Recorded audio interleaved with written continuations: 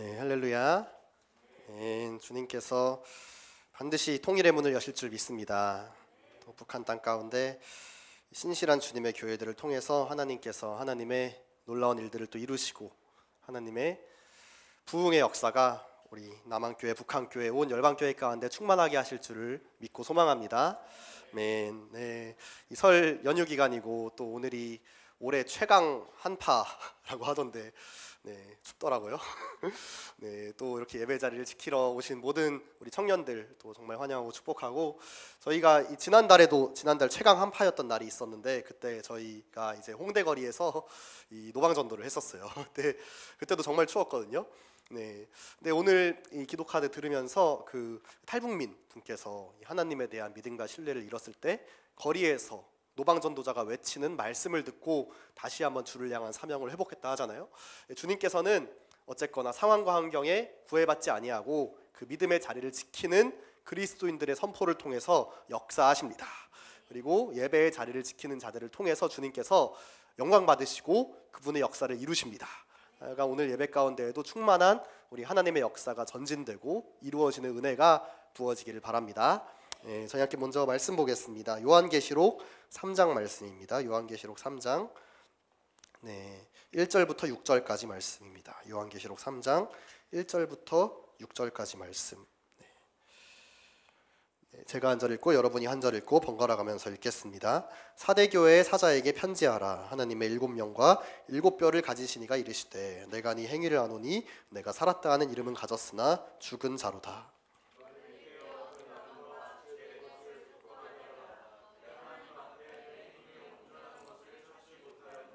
그러므로 내가 어떻게 받았으며 어떻게 들었는지 생각하고 지켜 회개하라. 만일 일 깨지 아니하면 내가 도둑같이 이르리니 어느 때에 내게 이르는지 네가 알지 못하리라.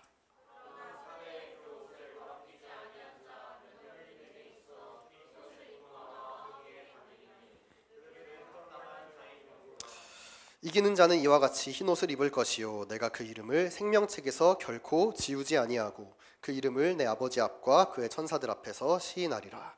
귀 있는 자는 성령이 교회들에게 하시는 말씀을 들을지어다. 아멘. 네, 우리 주님께서 오실 날이 가까워오고 있습니다. 아멘. 믿으시죠? 네, 소망하시죠? 네, 소망하시죠? 네. 우리 주님께서 오실 때 또 마지막에 마지막 시대는 사실 예수님 승천하신 이후부터 쭉 마지막 시대지만 마지막이 가까워올수록 우리 주님께서 특별하게 집중해서 그 권세를 주목하시는 기관이 있다면 그것은 교회죠. 이 땅에서 하나님의 권세를 위임받은 유일한 기관은 교회입니다. 주님께서 요한계시록 말씀을 시작하시면서 교회들을 먼저 피드백하시죠. 7개 교회들을 칭찬하실 부분은 칭찬하시고 책망하실 부분은 책망하시고, 우리가 많이 잘 알고 계실 거예요. 에베소 교회, 서머나 교회, 버가모 교회, 두아디라 교회, 사대 교회, 또 빌라델비아 교회, 라오디게아 7개 교회들, 소아시아에 있던 대표적인 교회들을 어떤 교회는 칭찬하시고 어떤 교회는 책망하시고 어떤 교회는 같이 하시고 이렇게 교회들을 점검하시고 이야기하시는데, 사실 이것이 초대교회뿐만 아니라 마지막 때를 살아가는 2000년 동안의 모든 교회들에 대한 이야기죠. 그런데 여러분, 이 교회들이 책망받지 않습니까? 책망받잖아요. 어떤 교회는 첫사랑을 잃었다 책망받고, 어떤 교회는 이세벨을 용납했다, 어떤 교회는 뜨겁거나 차갑거나 해라, 너 너무 미지근하다. 오늘 읽었던 사대교회도 네가 살았다 하는 이름은 가졌으나 죽은 교회다. 우리가 이 책망의 내용들만 보면은 이 교회들이 참 문제가 많아 보이고 사실은 평안한 가운데 타락해 보이는데, 여러분 요한계시록 말씀이 언제 쓰여졌는지 아시나요? 도미티안 황제의 박해 때 쓰여진 게 요한계시록 말씀이에요. 도미티안 박해 여러분 아시는지 모르겠지만 이 도미티안 박해는 기독교 2000년 역사상 가장 극심했던 박해 중에 하나였어요. 가장 극심했던 박해. 그래서 마지막 때 있을 대환란 이전 중에서 도미티안 박해만큼 심했던 박해가 역사상 없다. 그러니까 소아시아 7교회, 초대교회 7교회, 책망받았던 이 교회들은 이 박해를 견뎌내고 있는 교회들인 거예요. 견뎌내고 있는 교회들. 그러니까 이 평안한 상태에서 죄 지은 게 아니라 박해를 열심히 견뎌내고, 그 도미티안 황제가 사자굴에 던지고 인간 횃불로 쓰고 막 납을 붓고 온갖 끔찍한 박해를 저지르고 있는 그 가운데에서 주님께서 교회들을 보시고 칭찬하시고 책망도 하시는 겁니다. 무슨 말이냐? 박해를 견뎌도 교회가 죄를 지어요. 이 끔찍한 박해를 견뎌내면 엄청난 믿음이잖아요. 우리 마지막 때 대환란 가운데 온다고 하는데 한 명도 예수님 부인하지 않을 자신이 충만하시죠? 아멘이 하나도 없으면 어떡합니까 대체? 있지 않습니까? 박해를 견디고 어려움을 견디고 환란 속에서 믿음으로 막 돌파한다 할지라도 그 속에서 교회들이 죄를 지어요. 그 속에서도 교회들이 첫사랑을 잃어버려요. 막 목에 칼이 들어와도 예수를 부인하지 않는 박해를 견디는 교회인데도 그들 가운데 이세벨을 용납하고 미지근해지고 살았다는 이름은 가졌으나 죽은 교회가 됩니다.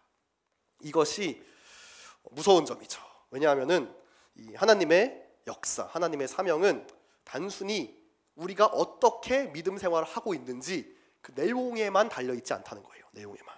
박해를 견디고 있음에도 무너질 수 있어요. 가장 끔찍했던 그 박해, 그 도미티안 황제의 그 지독하고 악랄했던 수년간의 박해를 견딘 교회조차도 견뎌가는 과정에 죄 때문에 넘어져요.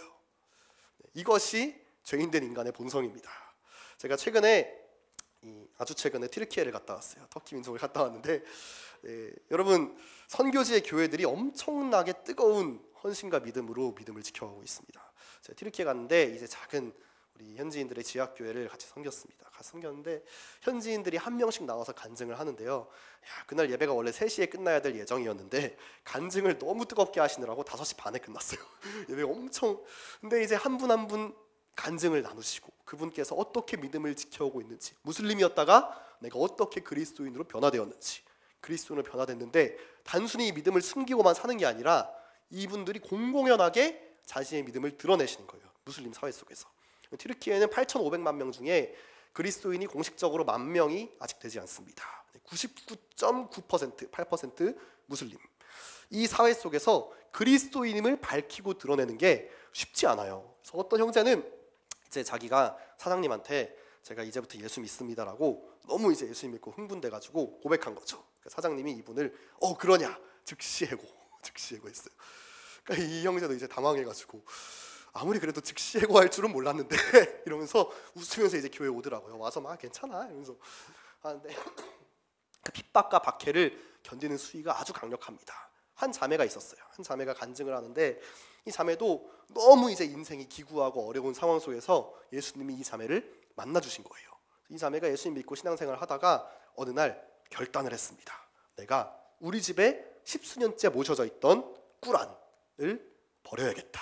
그래서 이 자매가 집 앞에 쓰레기통에다가 꾸란을 갖고 와서 버린 거예요. 이 자매가 간증할 때 얘기하더라고요. 제가 우리나라가 무슬림 국가라는 걸 까먹었어요 그때. 그래서 이거를 옆집 아줌마가 보신 거예요. 그날 이 옆집 아줌마, 여러분 한국에서 아무리 우리가 뭐 잘못한다 하더라도 옆집 아줌마가 우리 집에 쳐들어오진 않잖아요.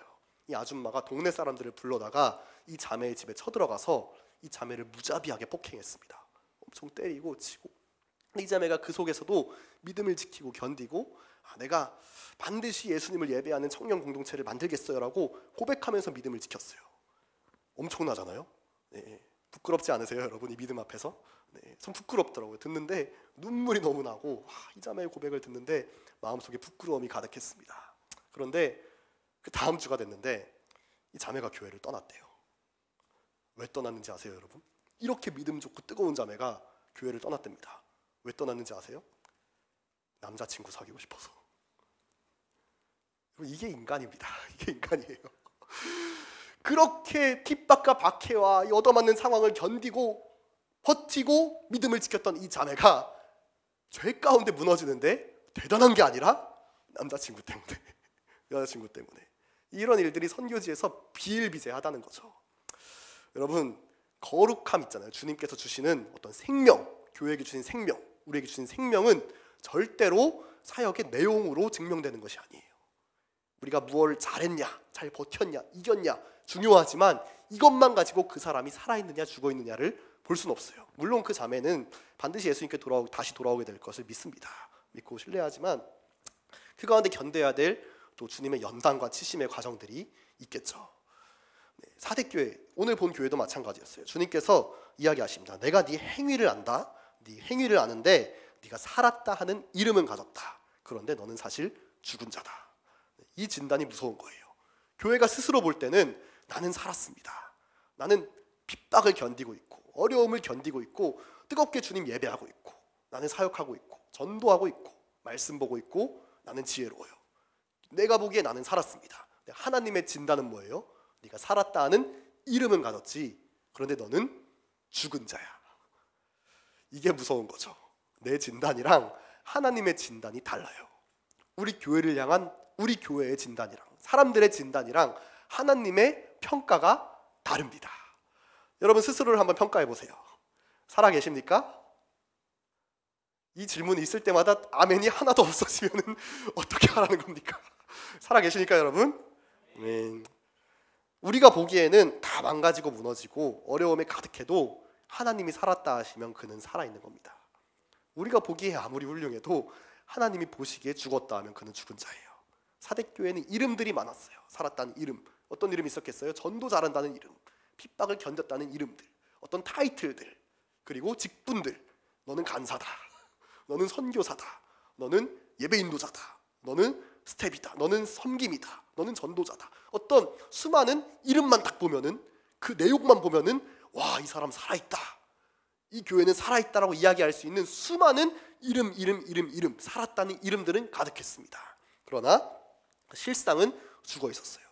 자, 그러면은 우리가 이름으로 절대로 구원받지 못합니다.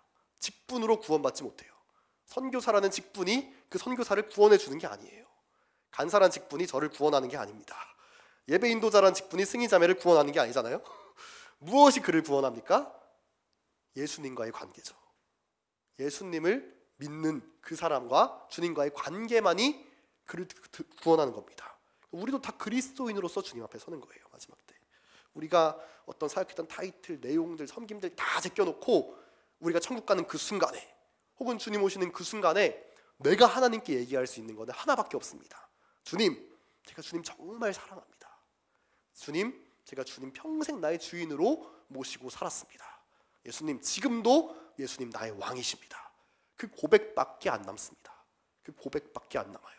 그 외에 다른 모든 것들은 다 껍데기입니다. 다 없어지게 될 거예요.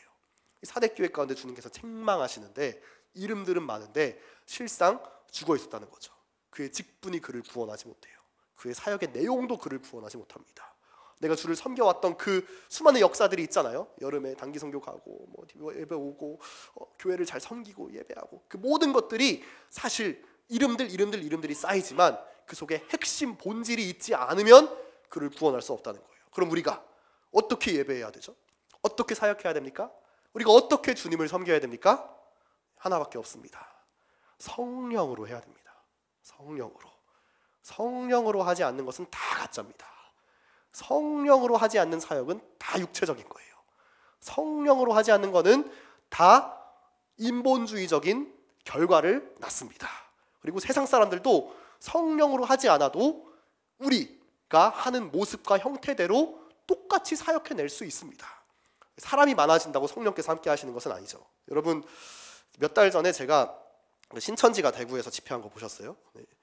10몇만 명이 모였더라고요. 대구 스타디움을 딱 빌려가지고 집회하는데 한 자리에 10만 명이 모였대요. 제가 보면서 얼마나 속에서 이 열불이 끓던지. 디플리 워십 언제 10만 명 한번 와보려나. 물론 이 청문천사 10만 명 넘게 있는 거 제가 알고 있습니다. 네, 이단들도 자신들의 어떤 체계, 논리, 영적인 이 거짓 선지자의 충만한 이 말빨 이런 걸 통해서 10만 명 모으는 거 쉬워요. 양적인 부흥이 그 교회에 살아있음을 증명해주지 않습니다. 네, 또한 놀라운 기적과 치유의 역사들, 여러분 이단 집회 가도 있습니다. 네, 이단 집회 가도 심지어는 힌두교 집회 가도 인도에서 힌두교 사제들이 그렇게 병을 잘 고친대요. 어떤 마을에 가면은 그렇게 아픈 사람들이 이 힌두교 사제들이 막 해주면은 병이 낫는답니다. 실제로. 네, 병 고침, 기적의 역사도 성경에 써 있죠. 마지막 때 적그리스도가 등장하는데 불을 하늘에서 떨어지게 하고 놀라운 기적을 행하잖아요. 이것도 마찬가지예요. 그럼 성령으로 하는 것이 뭐냐? 성령으로 하는 것이 뭐냐? 세상 사람들이 다 흉내낼 수 있지만 그것을 넘어서는 것을, 불가능한 것을 하게 하는 것이 성령의 사역이에요. 뭐 예를 들어서 이런 게 있겠죠. 원수를 사랑하게 된다든가, 네, 오른뺨을 맞으면 왼뺨을 돌려내게 된다든가. 세상 사람들의 인본주의적인 생각과 가치관으로는 상상도 할 수 없는 그 일을 하게 하는 것이 성령의 사역입니다. 성령의 사역이에요. 그래서 성령께서 임하시면 반드시 우리 가운데 회개가 터지는 거죠. 내 인생이 전부 다 나를 위해 살았다는 걸 깨닫게 되는 거예요. 회개하고 우리가 거룩해집니다. 예수를 만났는데 내 인생에 변화가 하나도 없다. 내가 예수님 만났는데 내 내면에 거룩해지는 변화나 현상이 하나도 없다. 그 사람 점검해 봐야 됩니다. 예수님 만난 게 맞는지. 복음은 능력이기 때문에 반드시 그 복음을 마주한 사람을 변화시키게 되어 있어요. 예수를 만나면은 결국 원수를 사랑하게 됩니다. 예수를 만난 사람들은 결국 십자가 복음을 위해서 생명을 다해서 달려가게 되는 거예요. 네, 이것이 쉽지 않죠. 네. 여러분 원수 있으신가? 있으신가요? 진짜 미워하는 사람, 진짜 와, 저 사람 꼴도 보기 싫다. 진짜 얼굴만 봐도 화가 난다. 내 온 인생을 바쳐서 저 사람을 저주하고 싶다. 이런 사람 없으시겠지만 여러분 선하고 착하셔서 네. 저는 한번 있었던 것 같아요.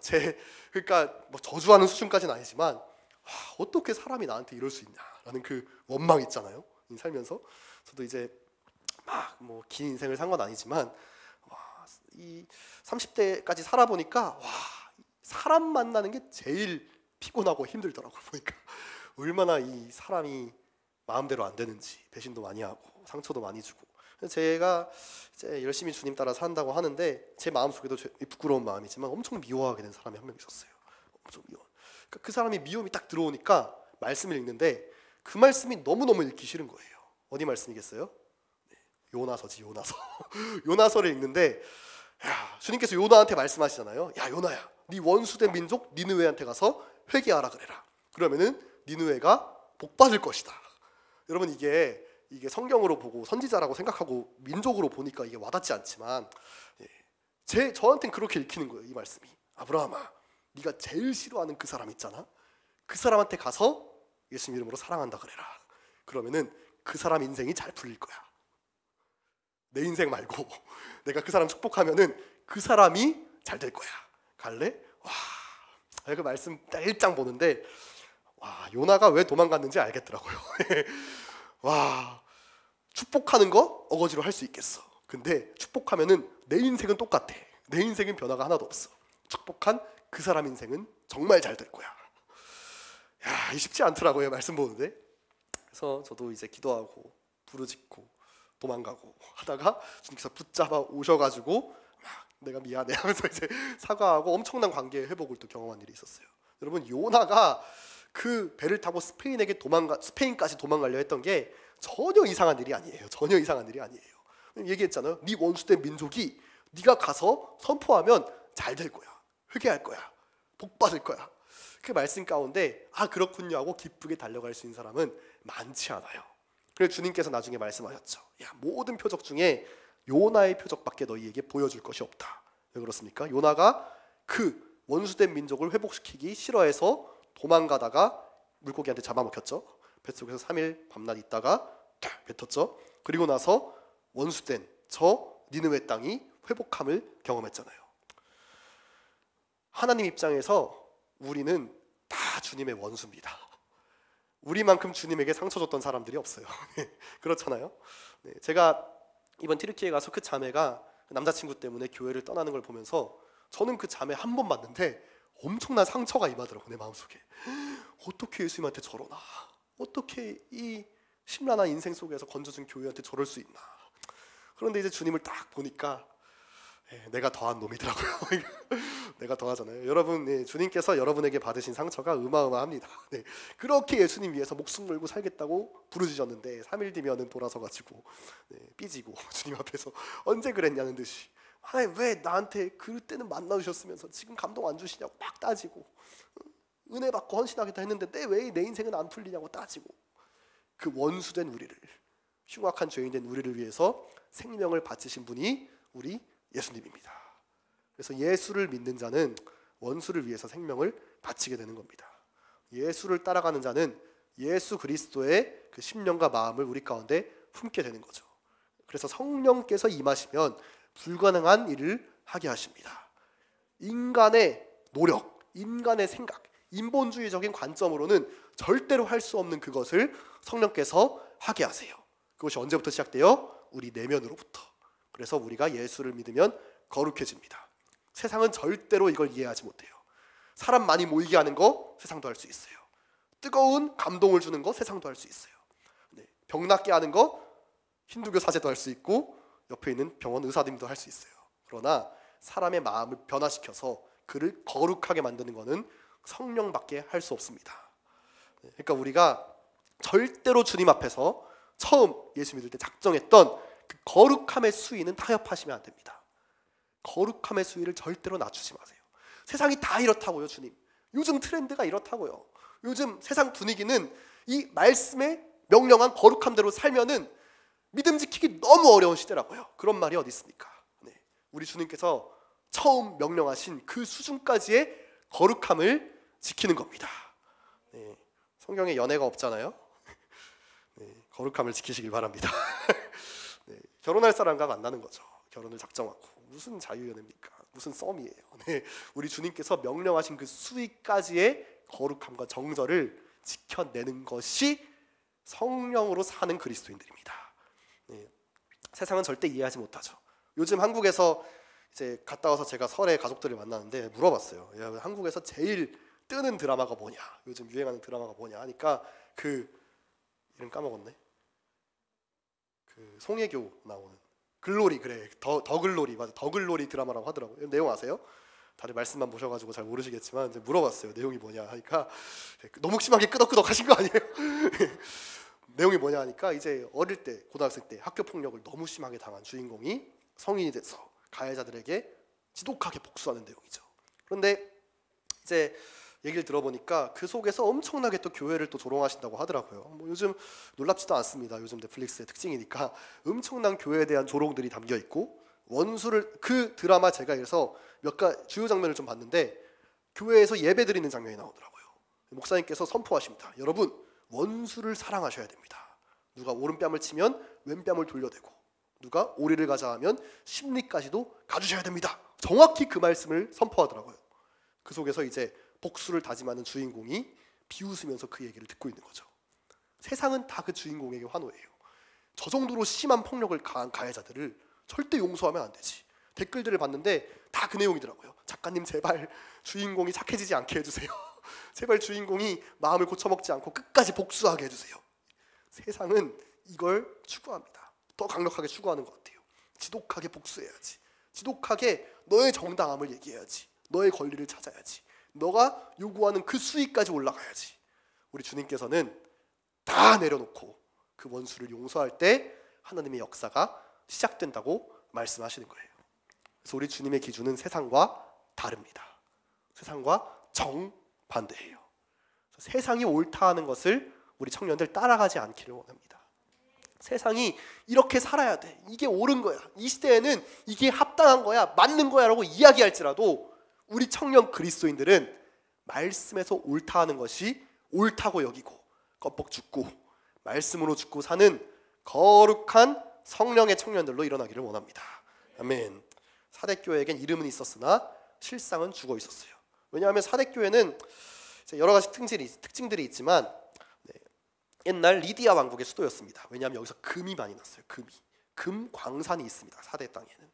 이 사대 땅이 지금의 터키에 있는 이즈밀이라는 지역에서 조금 떨어져 있는데, 저도 이제 가보진 않았지만 이 금이 많이 나기 때문에 그 땅에서 제일 성황했던 일이 우상을 만드는 일이었어요. 그래서 그 땅에 가보면은 뭐 저도 영상으로만 봤지만 아데미 여신 아시죠? 아데미 여신을 섬기는 신전이 이따만하게 서 있는데 그 기둥이 어마어마해서 성인 남성이 이렇게 안으려 그러면은 5바퀴를 돌아야 안을 수 있는 정도의 두꺼운 기둥을 세워놓고 엄청나게 종교심, 우상 숭배가 강력한 땅이었습니다. 그런데 그 땅에 이제 예수님 오시기 좀 전에 지진이 나요. 사대 땅에 지진이 납니다. 그래서 온갖 우상들, 화려한 신전들이 다 무너지게 됩니다. 그러니까 사람들 마음속에 어떻겠어요?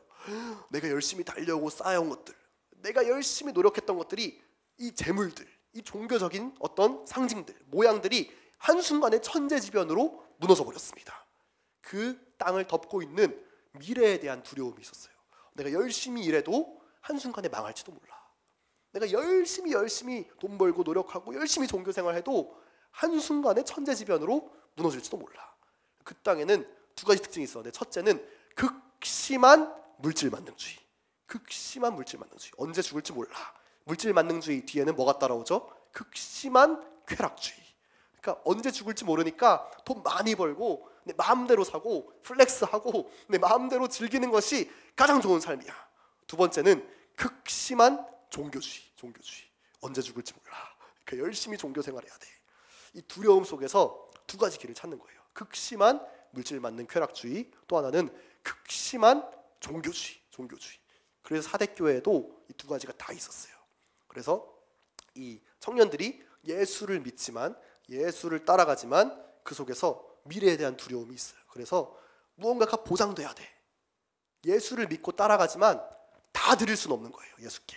왜냐하면은 다 드려봤더니, 내 인생 다 걸어서 열심히 달려봤더니 한순간에 지진 나면 무너지더라.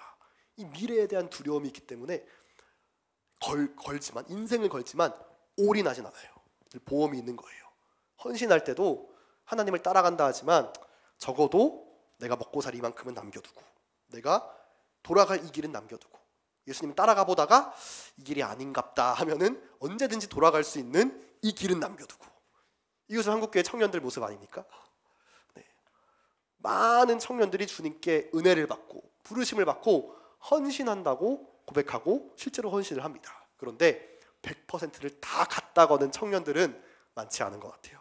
이것이 꼭 선교사를 한다, 사역자를 한다, 그걸 넘어서서 내 인생 100% 모든 가치와 모든 방향과 모든 재정과 모든 미래 계획을 다 예수 그리스도의 말씀에 갖다 건다 라고 하는 청년들은 극소수입니다. 예배하지만, 헌신하지만, 따라가지만 나에게도 안정적인 보험은 필요해요. 안정적인 이 길은 있어야 됩니다. 내가 예수님 믿고 이 길을 가지만 최소한 이거는 보장돼야 되지 않습니까, 주님? 최소한 이 관계는 보장돼야 되지 않습니까? 관계적인 측면도 있을 수 있어요. 이 사람과의 관계는 보장돼야 되지 않습니까? 이 정도의 재물은 보장돼야 되지 않습니까? 이 정도의 내 꿈은 이루어주셔야 되지 않습니까? 이것을 깨는 것이 성령의 능력이에요. 세상은 보험들라 말합니다. 안전하게 가라고. 청년들에게 위험한 그 길을 절대 가지 말라고 이야기하지만 성령께서 임하시면은 제자들이 바로 어떻게 했습니까? 자기 전 재산을 교회에게 다 내놨어요. 자기 전 재산을 교회에 다 내놓고 어느 물건 하나 자기 것이라 얘기하는 사람이 없고, 초대교회는 세상을 떠나서 세상을 등지고 세속적인 방법대로 살지 않는 그리스도인들이 어떻게 사는지를 보여줘 버렸어요. 이걸 설명한 게 아닙니다. 예수를 따라가면은 주님께서 책임지시고 도와주시고 어떻게 하실 거야를 설명한 게 아니라 교회가 전체가 한 마음이 돼서 어떻게 예수를 따라가면 살 수 있는지를 보여줘 버린 거예요. 방법이 뭐예요? 모든 재산을 다 내놔버렸어요. 다 내놓고 다 통용하고 어느 재물도 자기 거라는 사람이 한 명도 없고, 세상을 따라가지 않고서도 예수께 다 드리고서도 사는 공동체가 있다는 능력을 보여준 겁니다. 그 능력이 로마의 지배를 받고 있는 유대인들에게 강력한 힘이었어요. 그렇기 때문에 초대교회에 폭발적인 부흥이 있었어요. 교회가 딱 세워지잖아요. 성령이 임하시고 베드로가 갑자기 막 멋있게 설교해버리고, 갑자기 그래서 수천 명이 돌아오고, 그 다음에 바로 하는 게 뭐예요? 재산을 다 내놓죠. 재물을 다 내놓고 통용하고, 그 다음에 무슨 일이 일어납니까? 아나니아와 삽비라 사건이 일어나죠. 여러분 아시죠? 아나니아가 내놨어요, 재물을. 착한 일이잖아요. 자기 밭을 팔아서 판 돈을 다 드렸습니다. 그런데 어느 정도는 숨겨놨어요. 어느 정도는. 많이 드렸는데 어느 정도는 숨겨놨습니다. 초대교회 시작할 때 가장 악했던 일이 그 일이었던 거예요. 베드로가 아나니아한테 바로 가서, 야, 왜 네 속에 사탄이 가득해서 이거를 숨겨놓냐? 착한 일이잖아요. 어쨌거나 자기 밭인데, 자기 밭을 판 돈인데 파서 1,000만 원이 나왔으면 900만 원 교회에 갖다 내고 100만 원 생활비로 쓰면은 선한 일이잖아요. 성경은 그거를 초대교회 때 악하다고 얘기한 거예요. 왜? 말씀에 따르면, 우리 교회 공동체에 따르면, 성령께서 인도하신 방법에 따르면은 다 내놔야 되는데, 다 내놔야 되는데 넌 왜 성령을 시험하냐? 왜 하나님을 시험하냐?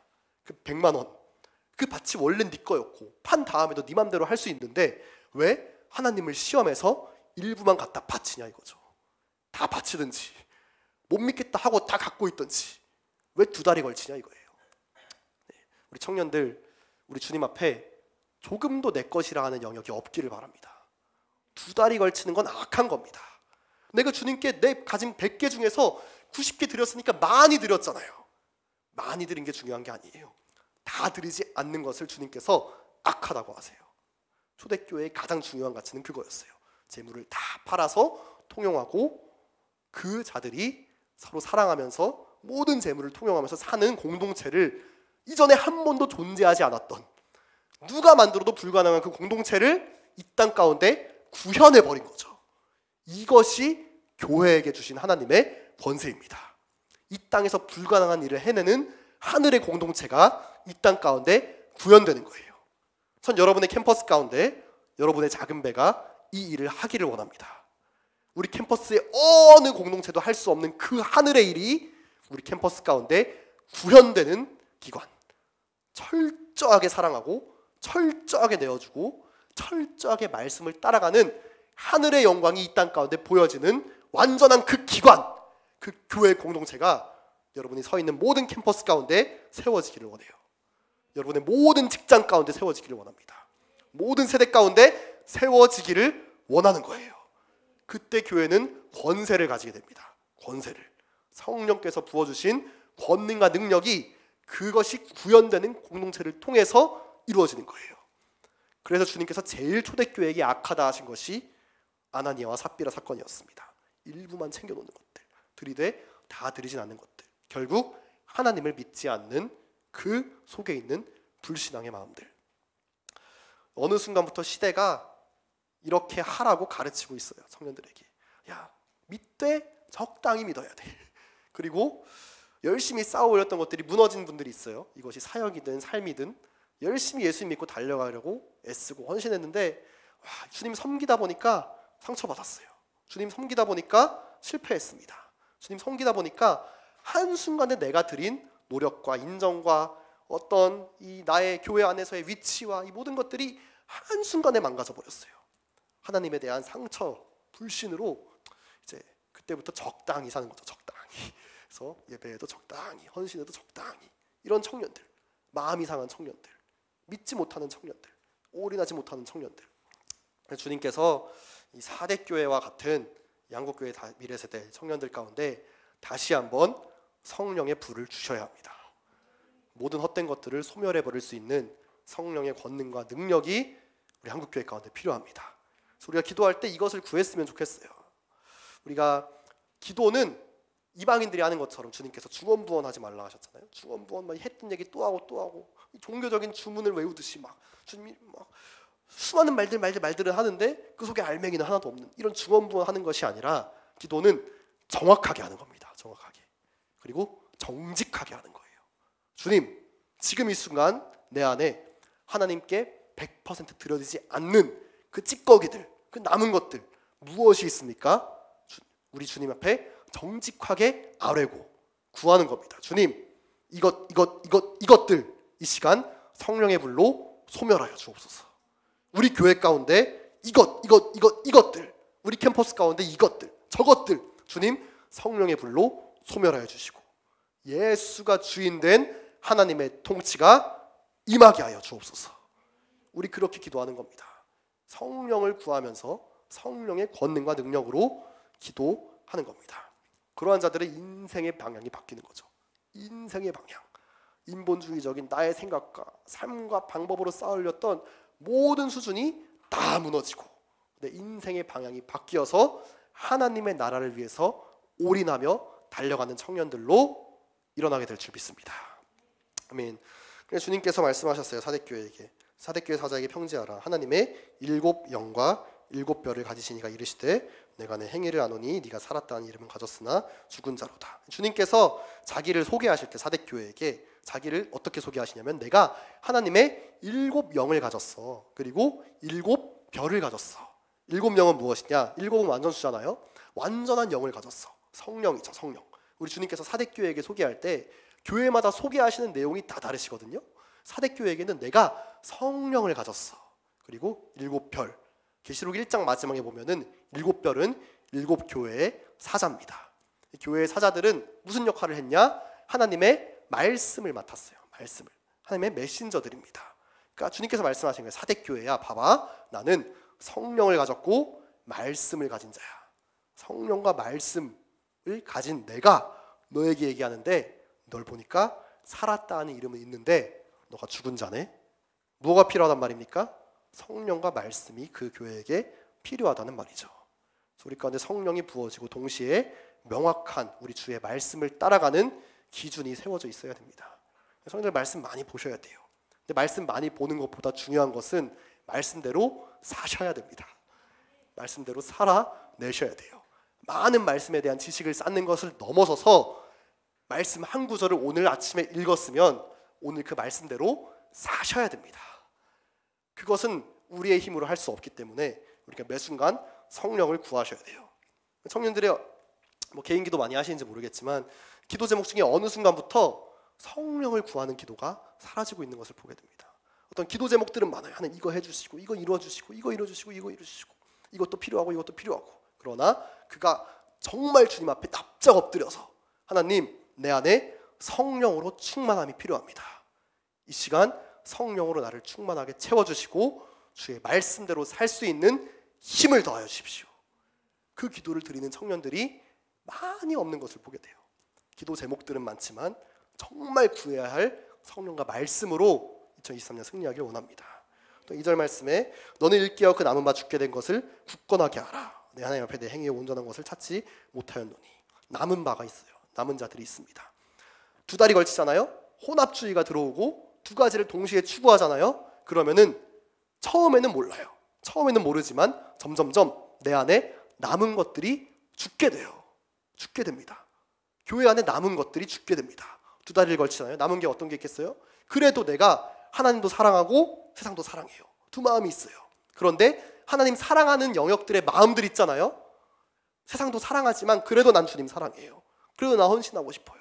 그래도 난 예배하고 싶고 그래도 난 주님 만나고 싶습니다. 남은 마음들이 두 달에 걸친 자에게 점점점 죽게 된다는 거예요. 죽는다는 것은 그냥 없어진다, 약해진다가 아니라 생명이 끊어진다는 겁니다. 생명 근원된 그 자리에서 차단된다는 거예요. 주님께서 죽은 가지들, 나무에서 죽은 가지들을 잘라내시겠다고 말씀하셨어요. 잘라내시겠다.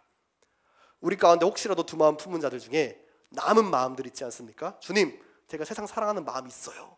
그래도 주님 사랑하고 싶습니다. 그래도 예배하고 싶습니다. 그래도 저도 주님 앞에서 은혜 받고 예수의 제자답게 살고 싶습니다. 고백하는 분들 있잖아요. 그런데 그 두 마음이 유지되면 유지될수록 남아있는 마음들이 죽어버립니다. 두 마음이 유지되면 유지될수록 남아있는 열정들이 죽어버려요. 여러분, 열정을 끌어올리려 하지 마시고 예배의 감동을 회복하려 하지 마시고 두 마음을 정리하셔야 됩니다. 두 마음을 정리해야 삽니다. 100%를 주님께 갖다 걸어야 나머지 것들이 죽지 않는 거예요. 우리 가운데 죽어지는 열정들이 혹시 있습니까? 하나님 더욱더 사랑하고 싶은데 여전히 세상 사랑하는 마음에 갇혀서 회복되지 않는 그 마음들이 있습니까? 그 마음 잘라내지 않으면 반드시 남은 마음들도 죽게 됩니다. 주님은 죽은 가지를 잘라내고 새 가지를 붙이신다고 하셨어요. 이스라엘이 원가지였죠. 이스라엘이 죽게 되었습니다. 주께서 이스라엘을 잘라내시고 그 자리에 이방인들을 접붙이셨어요. 이방인들이 충만하게 되었죠. 로마서 말씀에 두려운 말씀이 있어요. 주님께서 원래 있던 원가지도 이렇게 아끼지 아니하고 잘라버리셨는데 하물며 이방인인 너희일까 보냐. 하물며 너희일까 보냐. 그래서 우리 교회들은, 우리 그리스도인들은 하나님의 심판 앞에서 떨어야 됩니다. 우리 주님 경외함이 있어야 돼요. 우리 주님 사랑이지만 우리 주님 심판하시는 분이세요. 우리 마음을 달아보시는 분입니다. 그리고 3절 말씀에 그러므로 네가 어떻게 받았으며 어떻게 들었는지 생각하고 지켜 회개하라. 만일 일깨지 아니하면 내가 도둑같이 이르리니 어느 때에 내게 이르는지 내가 알지 못하리라.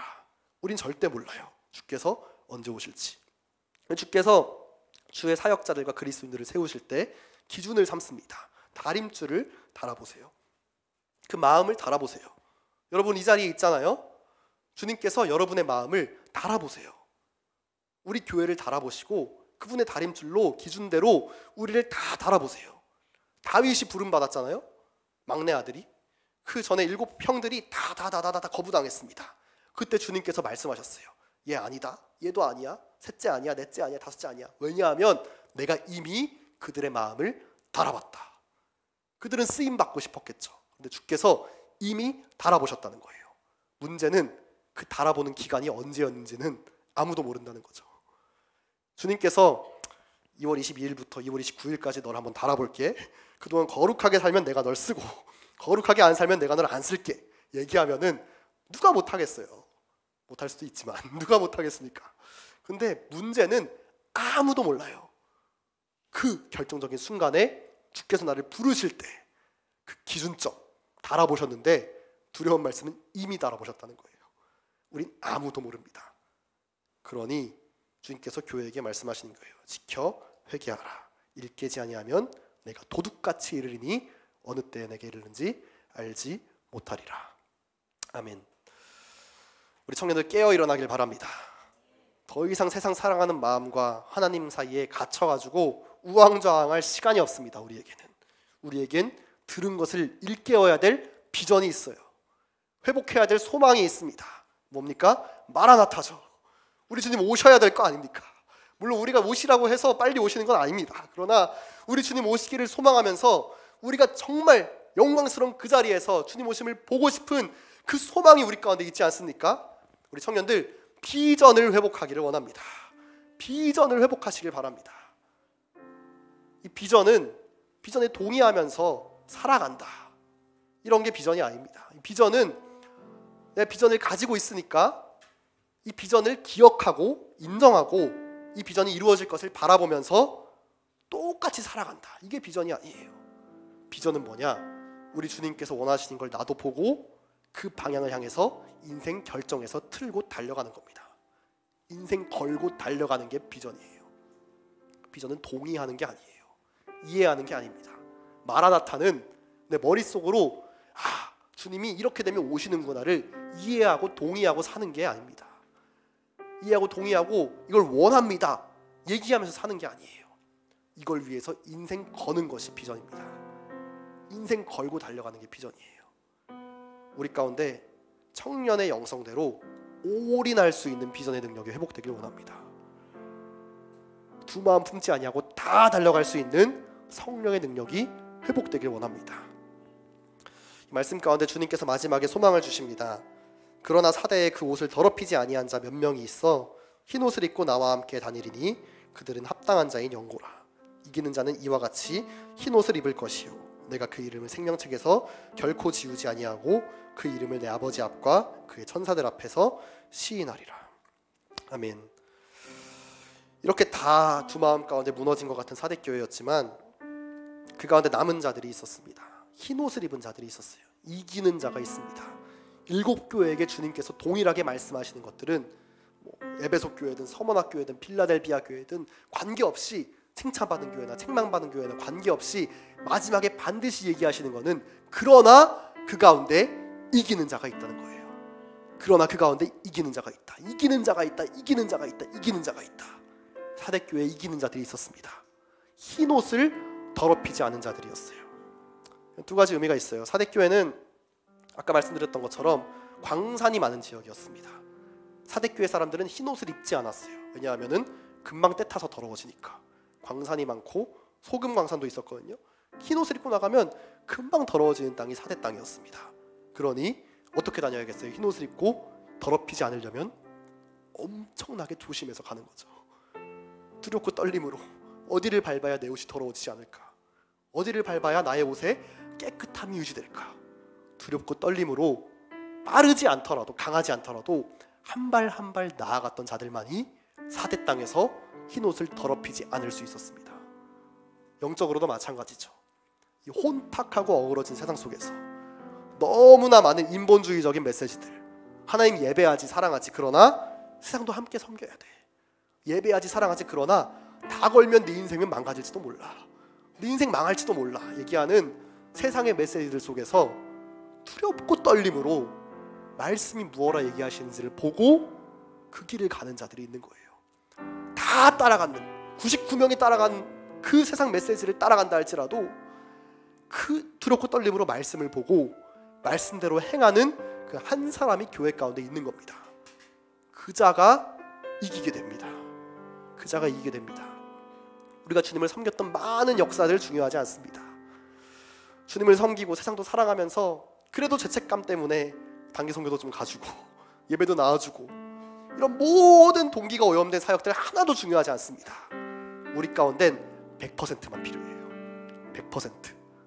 우리 주님께 다 걸어드리는, 어떠한 일이 있더라도 나는 말씀대로 삽니다. 어떤 일이 있더라도 나는 성령의 음성대로 삽니다. 결단하며 나아가는 100%를 드리는 청년들을 통해서 주님은 한국교회를 이기게 하실 겁니다. 북한교회도 이기게 하시고 터키와 모든 열방의 교회들을 이기게 하셔서 다시 오실 주님의 영광을 마주하게 하실 줄 믿습니다. 그럼 우리 한국교회 청년들 되기를 축복합니다. 우리 시간 함께 좀 기도하기를 원합니다. 우리가 시간 함께 기도할 때 우리 주님 앞에 구체적으로 또한 정직하게 중언부언하지 아니하고 구했으면 좋겠습니다. 하나님, 내 마음을 아시는 주님께 내 마음을 올려드립니다. 내 마음 가운데 세상 사랑하는 마음이 있습니까? 돈 사랑하는 마음이 있습니까? 돈을 의지하는 마음이 있습니까? 관계를 사랑하고 관계를 의지하는 마음이 있습니까? 주님, 하나님을 따라가고 싶지만 100% 남김없이 드리기에는 주저되는 그 두려움이 있습니까? 내 마음 가운데 있는 것이 무엇입니까? 주님 올려드립니다. 보시고 성령의 불로 이 시간 오셔서 소멸하여 주시옵소서. 정결케 하여 주시옵소서. 예수와 복음을 위해서 다 들여 달려갈 수 있는 거룩한 청년으로 주여 나를 사용하여 주시옵소서. 함께 기도하겠습니다. 주여, 주여 구합니다. 소망합니다. 일어나게 하여 주옵소서. 주님,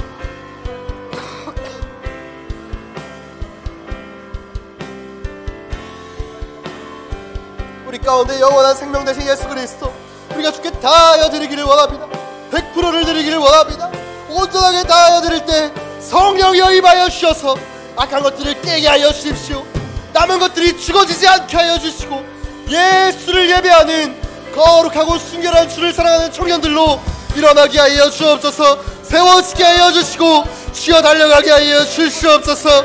하나님, 내 안에 있는 모든 상한 마음들, 심령들, 두려움들, 상처들 다 제거되게 하여 주옵소서. 주님, 아버지 주님 도와주십시오. 아버지 주님 도와주십시오. 아버지 주님 도와주시고 일어나게 하시고 생명과 마음을 다해서 예수와 복음을 위하여 달려갈 수 있는 순결한 청년들로 일어나게 하여 주옵소서. 일어나게 하여 주옵소서. 일어나게 하여 주옵소서. 일어나게 하여 주옵소서. 일어나게 하여 주옵소서. 일어나게 하여 주옵소서. 주님, 나의 영혼아, 나의 영혼아, 예수를 예배할지어다. 나의 영혼아, 나의 영혼아, 나의 모든 것을 다하여 우리 주를 찬양하고 높일지어다. 주님, 찬양합니다. 경배합니다. 주님, 일어나게 하여 주옵소서. 일어나게 하여 주옵소서. 하나님 사랑합니다. 주님 경배합니다. 주님 일어나게 하여 주시고 거룩한 우리 주의 영광을 붙들고 나아가는 순결한 세대로 일어나게 하여 주시옵소서. 일어나게 하여 주옵소서. 주님, 아버지, 우리 한 가지만 더 이 시간 기도할 때 우리 사랑하는 한국교회 청년 세대를 올려드리며 기도하기를 원합니다. 한국교회 가운데 살았다 하는 이름이 많습니다. 수많은 열매들도 많습니다. 그런데 주님, 우리 청년 세대를 보시면서 주님께서 너희가 살았다 하는 이름은 가졌으나 실상 죽은 자라고 평가하실까 우리가 두렵습니다. 세상이 말하는 메시지 가운데 흔들리지 아니하는 주의 권능의 교회들이 이 땅 가운데 세워지게 하여 주십시오. 주의 말씀이라면 목숨을 걸고 100%를 다하여 걸고 뛰는 그러한 주의 청년 고요의 공동체들이, 수많은 작은 배들이 모든 영역을 덮게 하여 주옵소서. 모든 세대를 덮게 하여 주옵소서. 우리 주께서 원하셨던 그 형태, 그 모양, 원수를 사랑하며 어느 것 하나 자기 것이라 얘기하지 아니하는 그 능력을 이 땅 가운데 풀어놓아 버리는 권능의 교회 공동체가 우리 캠퍼스에 세워지기를 원합니다. 우리 영역에 세워지기를 원하고 우리 교회가, 우리 교회 청년부가 그러한 청년부로 세워지기를 원하오니 주여 역사하여 주시옵소서. 성령이여 임하여 주셔서 모든 헛된 것들을 소멸하여 주시고 모든 썩어 빠진 생각들과 상처들과 두려움들을 다 태워주시고 예수와 복음을 위하여 예수의 말씀을 위하여 생명다에 달려가는 거룩한 청년 세대로 우리 한국교회가 일어나게 하여 주시옵소서. 일어나 달려가게 하여 주옵소서. 함께 기도하겠습니다. 주여 아버지, 모든 썩어 빠진 마음들, 타락한 마음들, 두 마음들은 다 끊어주게 하여 주옵소서. 예수와 복음을 위하여 예수와 복음을 위하여 일어나게 하여 주시옵소서. 성령의 불로 태워주시옵소서. 성령의 불로 소멸하여 주시옵소서. 아버지, 우리의 전부를 주님께 드리기를 원하오니 우리 가운데 기름 부어주시옵소서. 거룩한 청년 공동체, 주님을 따르는 거룩한 공동체 일어나기를 원합니다. 기름 부어주시옵소서.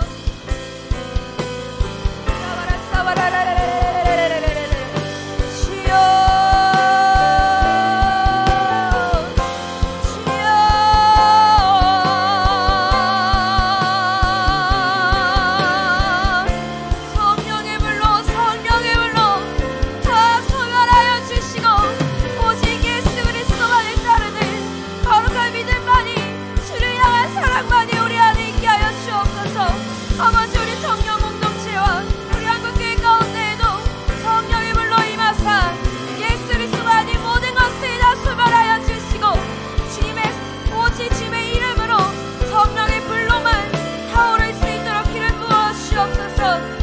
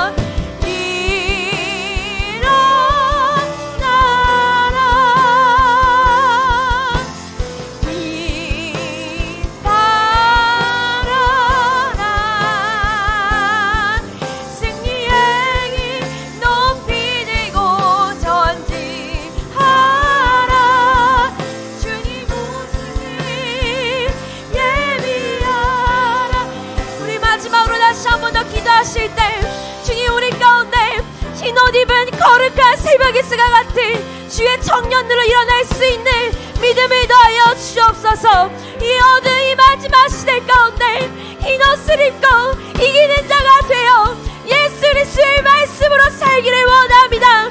두 다리가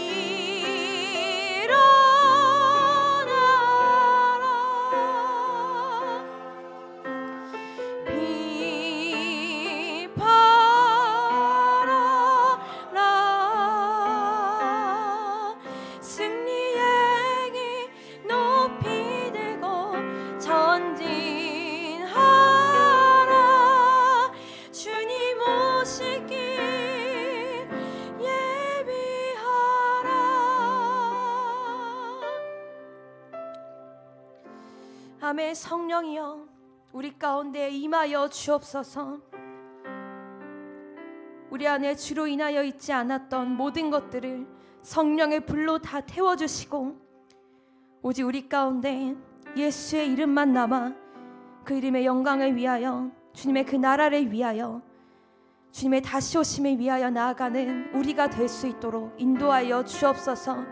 우리 안에 남은 마음들이 있습니까? 주님 앞에 많은 것을 내어드리지만 이 작은 것 하나 내어드리지 못했던 것들이 있습니까? 하나님, 이 시간 다 잘라낼 수 있도록 인도하여 주옵소서. 우리의 모든 것을, 우리의 100%를 주님 앞에 온전히 내어드리며 그렇게 주님께 순종하는 삶을, 주의 이름을 위한 그 삶을 살 수 있도록 인도하여 주옵소서. 성령으로 충만하게 하여 주시고 우리를 거룩한 흰옷을 입혀 주셔서 우리가 그 흰옷에 걸맞는 삶을, 합당한 삶을 살며 승리의 삶을 살 수 있도록 인도하여 주옵소서. 그래서 마라나타 비전을 가지며 모든 교회를 깨우고 모든 세대를 깨우고 모든 열방을 깨우며 그렇게 주님의 오심을 예비하는 거룩한 청년의 삶을 살 수 있도록 인도하여 주옵소서. 그렇게 우리의 모든 인생을 그렇게 인도하시고 역사하실 주님을 찬양합니다. 감사하며 거룩하신 예수 그리스도의 이름으로 함께 기도합니다. 아멘.